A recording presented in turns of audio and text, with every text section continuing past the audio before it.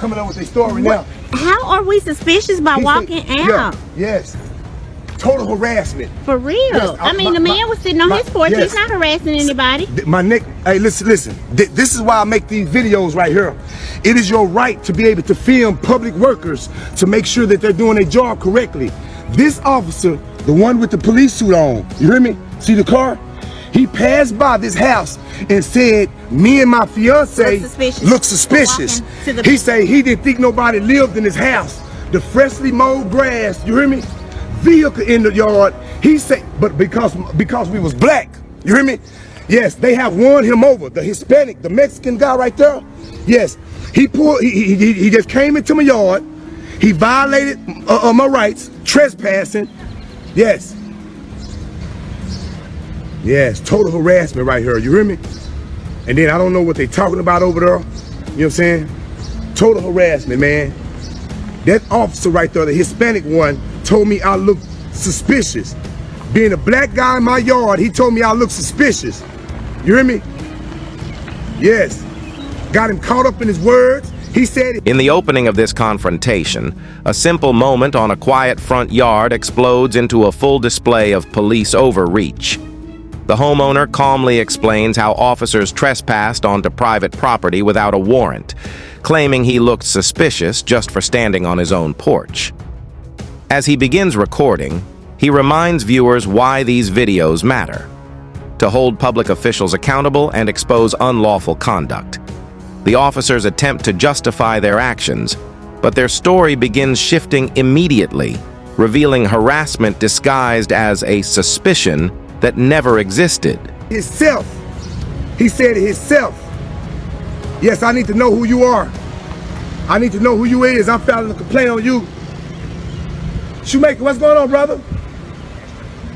Shoemaker, what's going on, brother? Take that in a second. All right. Now, do you have a search warrant to be on my property? Okay.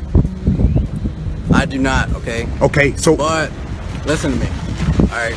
If you can just provide this information for me, your IDs, if you live here... I'm not providing you nothing, man. Matter of fact, get off my property right now if you don't have a search warrant. Sir, I'm asking you nice. And I was asking you nicely as well. Hey, sir, all I'm saying, if you don't have a search warrant, paperwork to be on my property, what crime do you suspect me of committing? The only crime that I have right now is y'all failure to identify. Okay, 38.02, failure to identify. One must already be under arrest for a crime that he has committed. What crime have I committed? Failure to identify. No, that's not a crime. That only becomes a crime once one has already lawfully. Be quiet. Let me educate this one. You hear me? Let me educate him. As the officers continue approaching the property, the homeowner documents every detail. The Hispanic officer admits seeing the "no trespassing" signs, yet enters anyway, insisting that simply walking in the yard looked suspicious. The homeowner emphasizes his right to film, explaining how important it is that citizens watch public workers to ensure lawful behavior.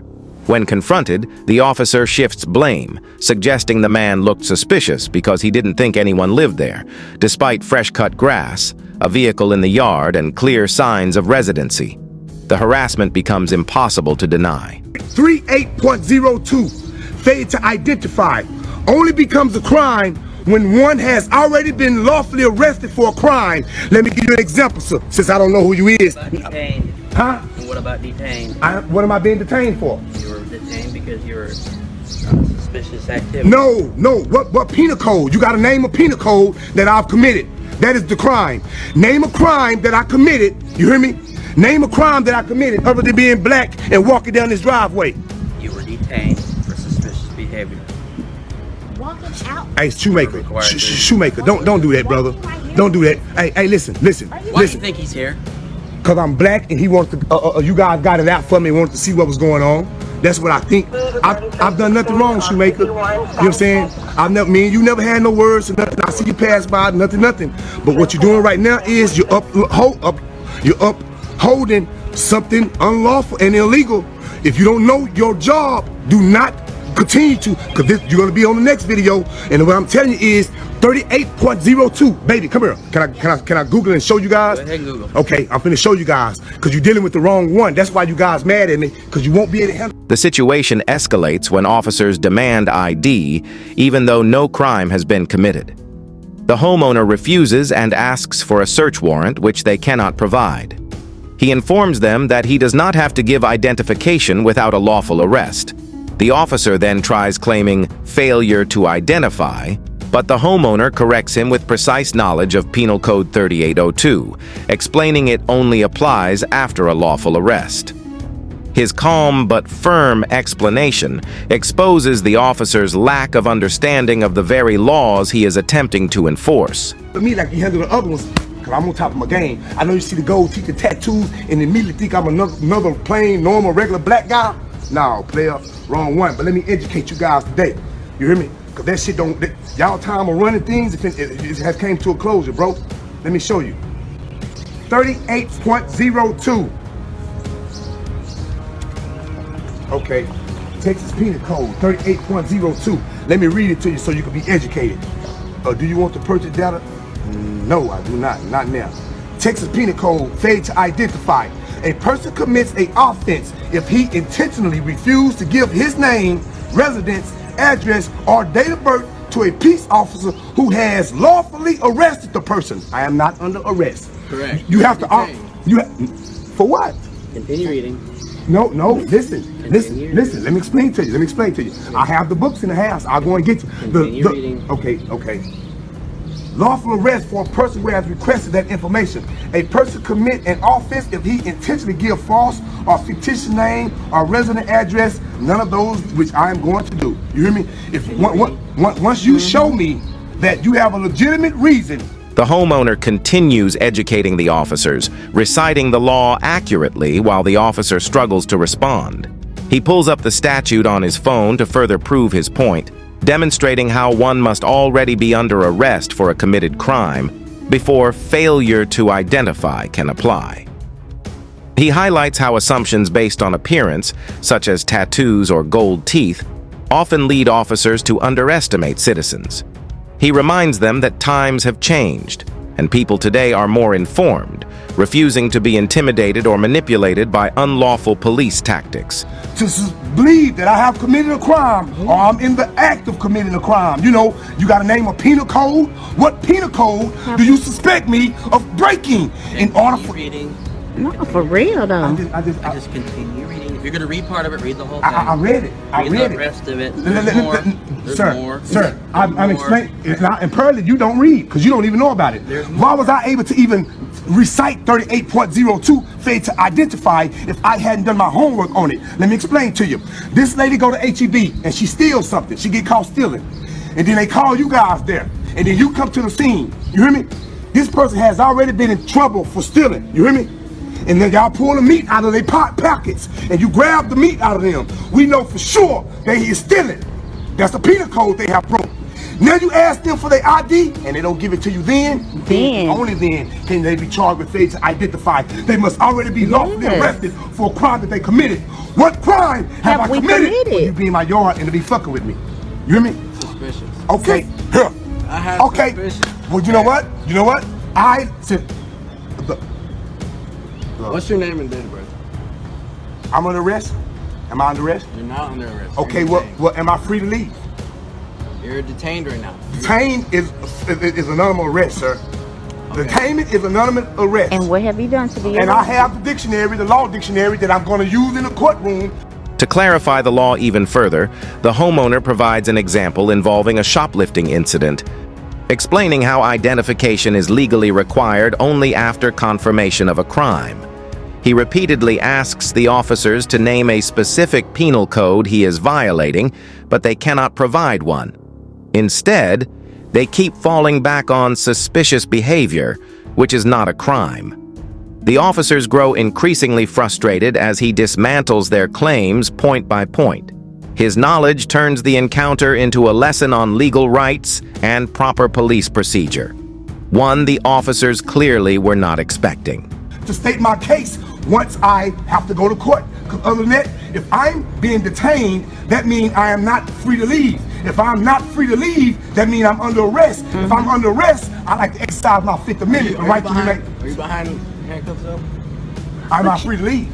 Exactly. I just wanted to know. I don't have to answer none of your questions. I don't answer questions. See, that's the difference between someone who know and someone who don't know. We can play this game all day, unless you want to just kidnap me right now. You hear me? Because that's going to be the charges filed. Because I've done nothing wrong. Nothing. I haven't breached the peace. I'm not being disturbance. I'm on my own property, which you don't have permission to be here right now, and it's posted. You hear me? And it's all being recorded. You hear me? What's your name and date of birth? I do not consent. I like to exercise my Fifth Amendment right. All right. You hear me? I just want to exercise my right. Now, one can't go to jail for exercising right. You hear me? I just want to exercise my right, freedom of speech. I mean, right to remain silent. Yeah, right to remain silent. Yeah, handle your business, man.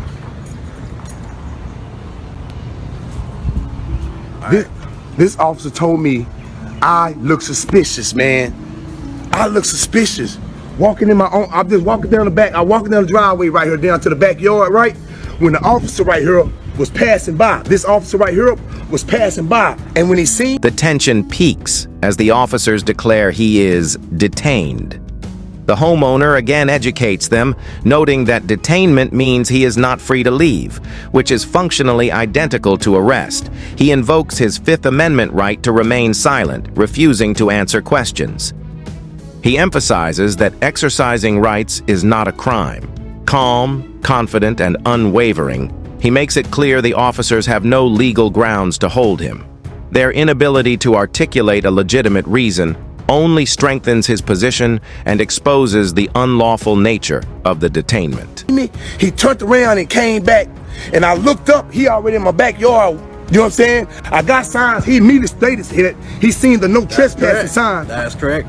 He's agreeing with me. He's seen the no trespassing sign and took it upon his business because he seen a black guy, I guess it's such a nice looking house, that we weren't supposed to be there. You hear me? You hear me? So this Hispanic guy right here, acting as the police officer, you hear me? But right now he's a pirate. You know what I'm saying? He's trespassing. He's looking to try to take something from me. You hear me? I violated no law. I haven't breached the peace. I've done nothing wrong. And he's here asking me for my information. Yeah, that's all I need. And I don't have to give that to you if I've done nothing wrong, sir. For a suspicion that? Suspicious of what? Of being at this property. I saw the no trespassing sign, and I saw 2 people walking back here. That was it. That don't give you no right, brother. That don't give you no. Give me the right. No, it does not. No, it does not. And you're gonna be excused. You're gonna be you're gonna be schooled. You're gonna be taught better. You hear me? Because this is proof right here, Marlon, of what we're dealing with. This is proof what we're dealing with. We got peoples in charge of us who don't even know the laws themselves. But I quote them for them. You hear me? I quote them for them and let them read them. You hear me? Yes, look at them. Look at them. Straight tyranny.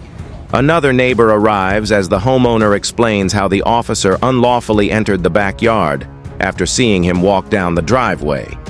The officer admits he saw the no trespassing sign, but came onto the property anyway.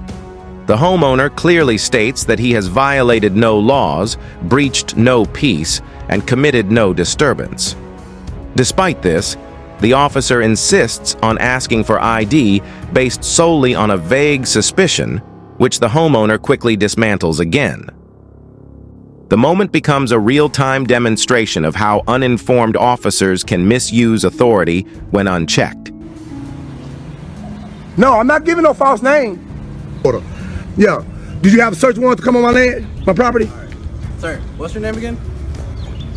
Am I free or am I being detained? Well, I just want to know your name. Am I being detained or am I free to go? You're free to go. Well, I don't answer questions. Okay. You have a nice day.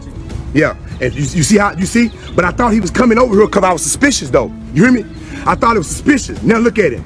Now I don't want to give him a name, he just gonna leave. I thought I was doing something wrong. If I was doing something wrong, why are you leaving away so quick? Huh? Yes. Nice day, sir. Why am I leaving away so quick? What's your name again, sir? I'm Officer Ortiz. Officer Ortiz? Yes, sir. Yes, this is what we're dealing with, Marlon. You hear me? We got people like him who don't even know the law themselves. You hear me? But they ready to pull you over for something and they don't even know what they sell. That's why you graduate from police academy in 6 months. But it takes 2 years to get your cosmetology license. I think you guys need to be in school for 2 years. Because you don't know your rights, you don't know your laws. No crime, no warrant, and no justification, the officers finally back down, telling him he is free to go. The homeowner points out the contradiction. If he was suspicious, why leave so quickly? The officer reluctantly gives his name, Ortiz, revealing his lack of legal understanding throughout the encounter. The narrator concludes by highlighting the importance of knowing your rights and documenting interactions. This incident exposes how officers often enforce ego instead of law. Viewers are encouraged to subscribe, comment, and always record to protect themselves from unlawful police behavior.